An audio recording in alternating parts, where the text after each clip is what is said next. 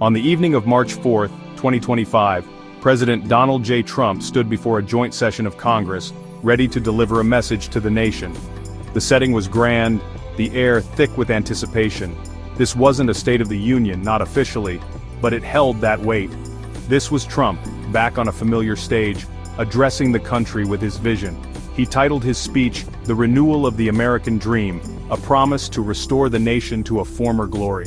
Trump spoke for over an hour, a record-breaking length for a speech of this kind. He commanded the room, his words echoing with the familiar cadence his supporters had come to expect. The theme, as promised, was a return to greatness. He painted a picture of America shackled by the mistakes of the past, weighed down by inefficiency and bad deals. But through it all, he promised a brighter future, one built on strength, independence, and a return to core values. The speech was classic Trump, a blend of soaring rhetoric and pointed attacks. He touched upon a range of topics, both domestic and foreign. He railed against illegal immigration, promised to bring back manufacturing jobs, and vowed to stand up to America's adversaries on the world stage. He revisited familiar themes from his previous administration, touting the successes of his tax cuts and deregulation efforts. Throughout his address, Trump sought to draw a stark contrast between his vision for America and the policies of his predecessors. He accused the previous administration of leaving the country in a state of disarray, burdened by inflation and weakened on the world stage. He promised a return to common sense, a government that works for the people, and an America that is respected and feared by its enemies. The speech was a call to action, a rallying cry for his supporters to join him in making America great again. A significant portion of Trump's address focused on domestic policy, specifically his plans to streamline government and boost the economy. He announced sweeping changes to the federal workforce, promising to cut waste and increase efficiency. Thousands of federal workers had already been laid off or terminated, a move that drew criticism from Democrats who accused him of targeting career civil servants. Trump, however, remained steadfast, arguing that these cuts were necessary to reduce the size and scope of government.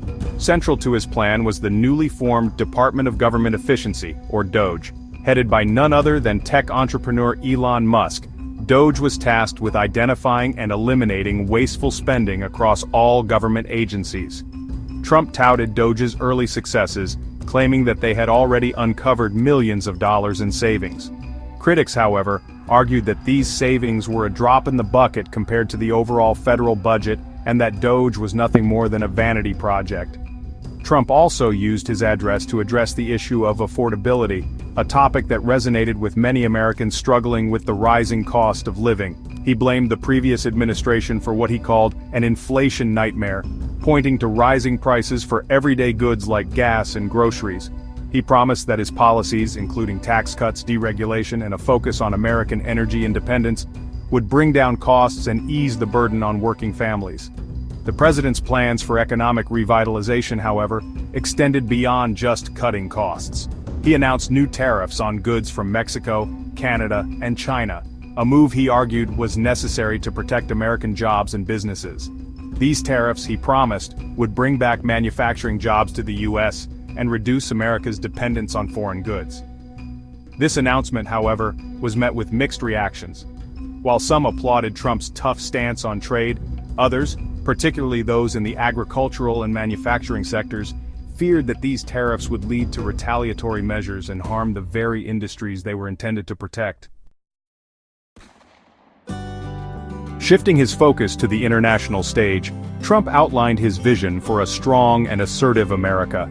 He reiterated his commitment to putting America first, declaring that the days of the United States being taken advantage of by its allies and adversaries were over. He promised to rebuild the military, stand up to China's growing influence, and confront rogue regimes like Iran and North Korea. One of the most closely watched foreign policy issues was the ongoing conflict in Ukraine. Trump had campaigned on a platform of reassessing U.S. support for Ukraine, and in his address, he made it clear that his administration would be taking a different approach. He announced a pause on U.S. military aid to Ukraine, demanding that the Ukrainian government show more progress in fighting corruption and reforming its economy before any further assistance would be provided. Trump's decision to withhold aid to Ukraine drew sharp criticism from both Democrats and Republicans, who accused him of abandoning a key ally in the face of Russian aggression. They argued that this move would embolden Vladimir Putin and weaken America's standing in the world. Trump, however, remained defiant, arguing that he was not willing to write blank checks to foreign governments, and that Ukraine needed to take responsibility for its own defense. Beyond Ukraine, Trump also addressed the ongoing trade war with China, vowing to continue his tough stance until Beijing agreed to fairer trade practices. He touted his administration's efforts to renegotiate trade deals with Mexico and Canada, arguing that these new agreements would be more beneficial to American workers and businesses. His approach to trade, however, remained deeply controversial, with many economists warning that his protectionist policies would lead to higher prices for consumers and harm the global economy. Trump's address, as expected, elicited strong reactions from both sides of the aisle. Democrats were quick to condemn the speech, accusing the president of dividing the country with his rhetoric and pursuing policies that would harm working families. Senator Elissa Slotkin, chosen to deliver the Democratic rebuttal, accused Trump of breaking his promises to the American people and of prioritizing the wealthy and well-connected over everyday Americans. Republicans, for the most part, stood firmly behind their standard-bearer. They applauded Trump's commitment to cutting taxes, reducing regulations, and appointing conservative judges. They praised his tough stance on immigration and trade, arguing that he was finally putting America first after years of neglect. However, some cracks in Republican unity began to show, particularly on the issue of tariffs. Several Republican lawmakers, especially those representing agricultural states, expressed concerns that Trump's trade wars could have devastating consequences for their constituents. Public opinion on Trump's address, much like the country itself, remained sharply divided. Polls conducted in the wake of the speech showed a predictable partisan split, with Republicans overwhelmingly approving of the president's message and Democrats just as strongly disapproving. Independent voters, a crucial demographic in any election, were more divided, with some expressing support for Trump's economic policies, but reservations about his tone and temperament.